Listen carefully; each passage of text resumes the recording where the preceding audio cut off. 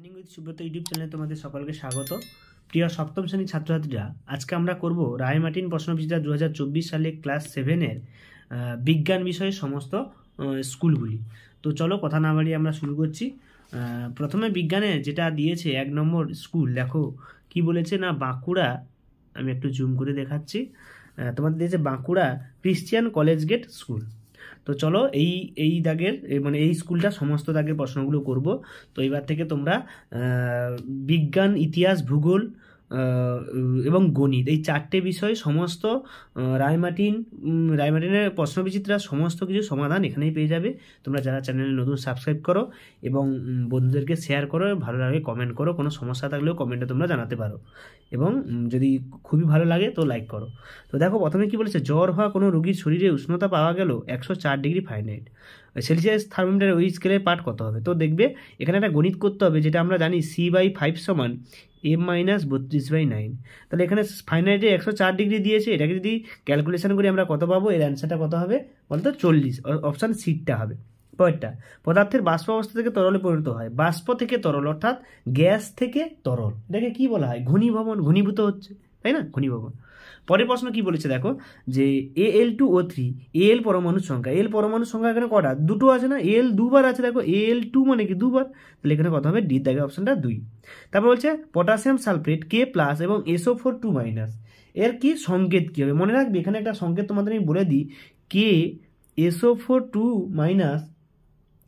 তাই তো? SO4 2-, এটা কি হবে না, আমরা যে ক্রিস ক্রস নিয়ম জানি সেই অনুযায়ী এর হবে 1 আর এর হবে 2। তাহলে এটা কি হবে না, K2SO4। K2SO4 কোনটা আছে দেখো? K2SO4, অর্থাৎ এর দাগের অপশানটা হবে সঠিক উত্তর। এর দাগের অপশানটা হবে সঠিক। পরের প্রশ্ন কি বলেছে দেখো, জলে দ্রাব্য ভিটামিন কোনটি? এদের মধ্যে জলে দ্রাব্য ভিটামিন কোনটি তোমরা অবশ্যই জানো, সেটা হচ্ছে কি বি এবং সি। দেখো এটা একটা সহজ আমি টিপস তোমাদের শিখিয়ে রাখি, তোমাদের মনে রাখবে, এটা পরীক্ষায় দেয়। একটা আছে ফ্যাটে, তাই তো, আর একটা আছে জলে, তাই তো। তো ফ্যাটে দ্রাব্য ভিটামিন কোনগুলো না, এদিকে আয়, এদিকে আয়। আর জলে দ্রাব্য কোনগুলো না, পচা ভালো ছেলে, পচা ভালো ছেলে। এখানে পিতে পচা ভালো আর ছেলে, এটা কি হবে না, ফ্যাটে দ্রাব্য ভিটামিন কোনগুলো? Vitamin A, vitamin D, vitamin E, vitamin K. তাহলে এদিকে আয়। আর জলে দ্রাব্য পচাতে, অর্থাৎ প্রোটিন, ভিটামিন B12 বা বি আর ভিটামিন সি, এগুলো হচ্ছে জলে দ্রাব্য। তাহলে এখানে বলে দিয়েছে দেখো জলে দ্রাব্য ভিটামিন কোনগুলো। তো এটা এখান থেকে তোমরা পাচ্ছ ভিটামিন বি এবং সি। তাহলে জলে দ্রাব্য কি হবে না, বি এবং সি। ডি দেখে অপশনটা সঠিক। রক্তাল্পতা রোগ হয় যার প্রভাবে, রক্তাল্পতা মানে কি? শরীরে রক্ত কমে যাওয়া, রক্তের অল্পতা, তাকে বলে রক্তাল্পতা। কিসের অভাবে? লোহার জন্য আমাদের রক্তাল্পতা হয়। এসআই পদ্ধতিতে তাপের একক, তোমরা অবশ্যই জানো এসআই পদ্ধতিতে তাপের একক কি হবে না, joule, JUL, joule. Lead chloride যৌগে লেডের যোজ্যতা হলো ড্যাশ। লেডের যোজ্যতা কত হবে মনে রাখবে? 2। লেড মানে কি গো? PB, এর যোজ্যতা কত হবে? 2। এরপর দেখো মানুষের লোহিত রক্তকণিকায় ড্যাশ নামক প্রোটিন থাকে, এটা কি মনে রাখবে? লোহিত রক্তকণিকা কি হবে? হিমোগ্লোবিন, ঠিক আছে। তো এরপরে দেখো মাটির কলসির জল ঠান্ডা থাকে কেন? 3 দাগের প্রশ্ন।